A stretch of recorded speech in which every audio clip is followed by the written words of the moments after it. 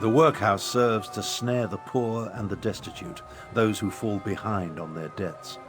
They come here to find employment and earn a decent wage, but the costs deducted to pay for room and board leave them worse off than they were before. One of the first things Euraxia did after declaring herself queen was to institute tariffs and fines that apply only to Khajiit citizens. No one else needs the workhouse. A cruel tactic, but effective.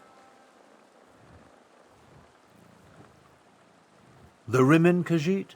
No. Any complaints incur fines for causing a public disturbance or some other inane ordinance. No one wants to risk falling even further into debt. It's ingenious. Monstrous, but ingenious. Oh, Euraxia is clever.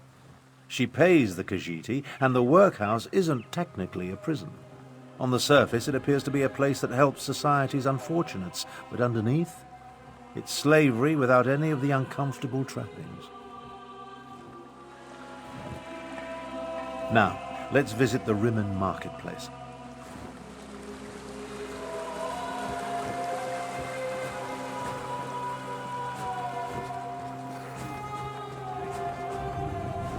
Take a look around. Business seems to be thriving, but appearances can be deceiving.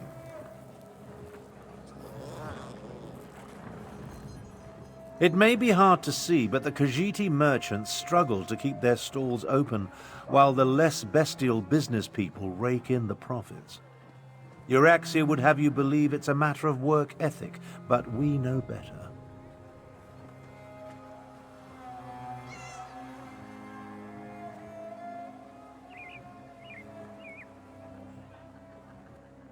Unfairly doesn't begin to cover it. Khajiit merchants must deal with high tariffs, extra inspection fees, costly licenses. Euraxia's squeezing them for every piece of gold imaginable. She even instituted a fur tax. On the surface, it seems reasonable to make Khajiit pay for extra inspections to ensure their fur isn't getting into the products they sell. And while they do shed, it's just another way to discriminate against the rightful citizens of this land.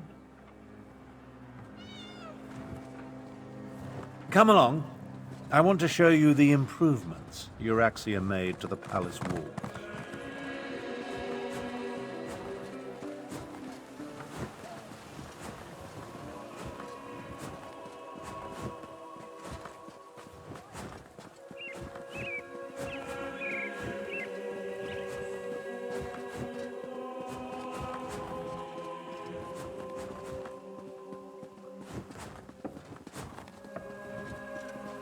See the trebuchets? Notice how they're aimed into the city below.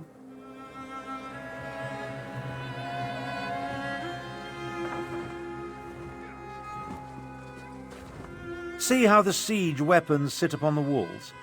When it comes right down to it, you're looking at the secret of my half-sister's success. How else do you think Euraxia maintains order and keeps the elsewhere defense force at bay? She declared publicly, and has repeated often, that any attempt to liberate Rimin will see her unleash the full fury of the siege weapons upon the city. If Euraxia can't have Rimin, then neither can anyone else. She'd destroy the city in a heartbeat if she thought she was in danger of losing control. Of course, she tells her non-bestial subjects that only the Khajiit districts are targeted. Absolutely not. But the lie makes her supporters feel better. The Khajiit know that even a peaceful protest could result in the destruction of Rimin. So far, no one has dared to challenge Euraxia's will in this matter, and for good reason.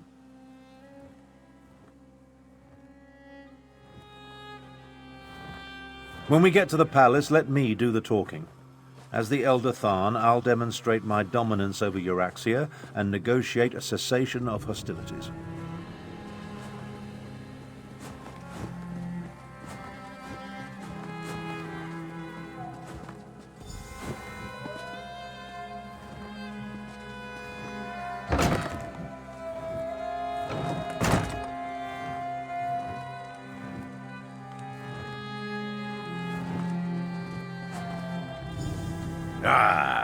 become Queen Euraxia's guests now? I don't like the looks of these meddlers. I say we feed them to the dragons and be done with it.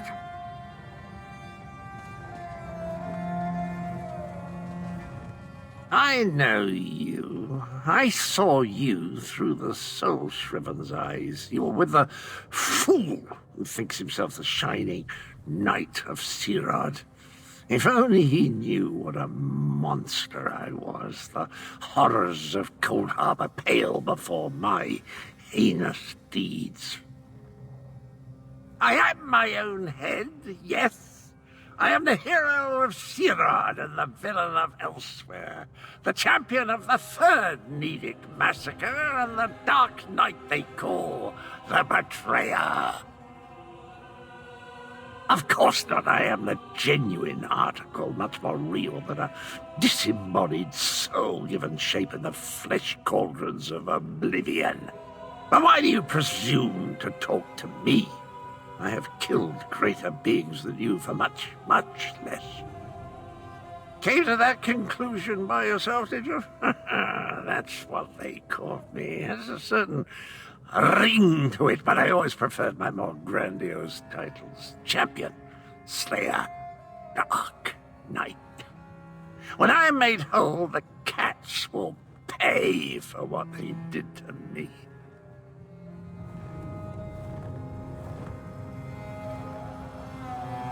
So you're Abner Tharn's bodyguard and valet. Not what I expected. I assume you want to follow your master into the Queen's inner sanctum, huh?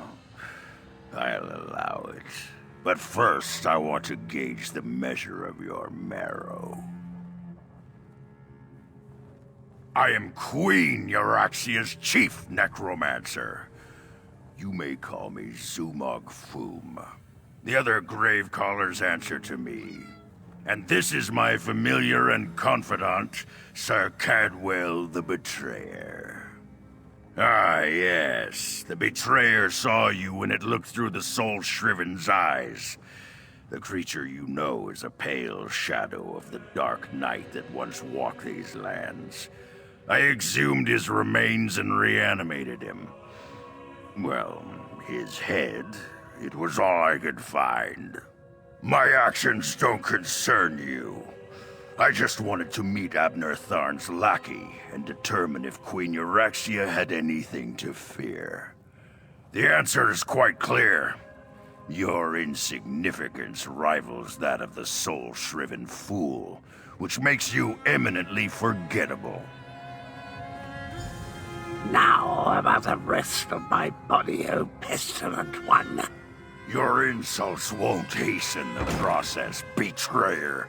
But there's a terrible draft in what used to be my nether regions. Presenting Abner Tharn, Grand Chancellor and Overlord of Nibene, Imperial Battle Mage of the Elder Council, and Patriarch of the Tharn Dynasty, and his bodyguard. Ah, half-brother, your arrival, it's so... unexceptional. Pretending to be a queen Hush, isn't... Abner, you bore me. Bodyguard, you look interesting. Come talk to me. You heard her. Good luck.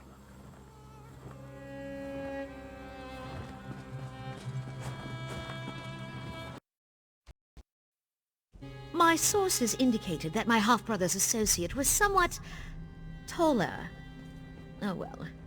Now, why in the world should I even consider negotiating with members of the losing side?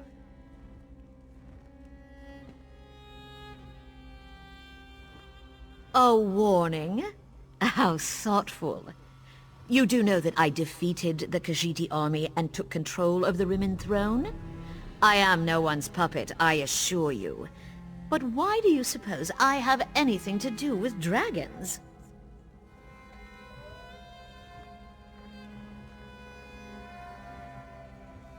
Sweet talk? From an associate of my half-brother? I'm flattered. Shall we retire to the dungeons? We'll engage in the most interesting activities, you and I. You'll positively beg for mercy right up until the end, and then I'll give you to Foom.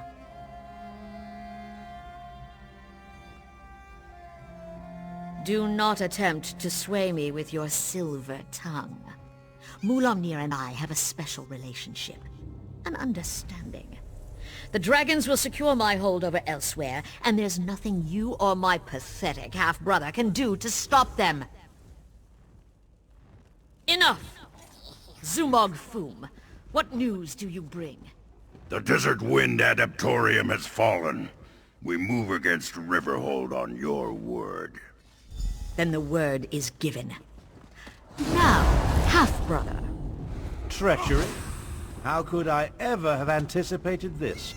Guards, take them to the dungeons. I think not.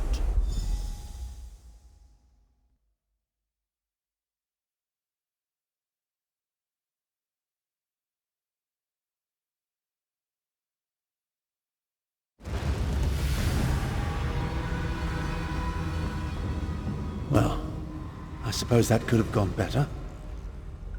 I prepared for Euraxia's probable betrayal. Unfortunately, my teleport spell wasn't quite able to penetrate the palace wards, so we wound up down here, in the palace sewer.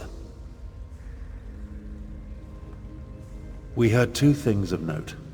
First, Euraxian forces have invaded the Desert Wind Adaptorium for some insidious purpose. And second, my vile half-sister ordered an attack on Riverhold. One thing at a time, my companion, one thing at a time.